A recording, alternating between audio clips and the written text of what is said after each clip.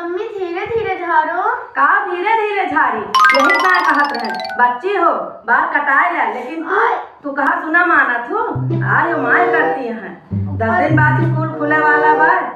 बताओ तू का सवेरे नाश्ता पानी बने 6 बजे तोहर की छोटी गड़बड़ इतना पढ़े लिखे में ध्यान लगावा तो ना सुना माना तू कहा सुना ना मन तू ऊपर बांधो। ऊपर बांध दो अपने हाथे। जब यही टाइम के हाथे जो बाल बांधे आवे लागे तो बाल रखाऊ, लेकिन तू कहा ना मन दू एक पैसा कर उहे करबू जोन तहार मन कहे।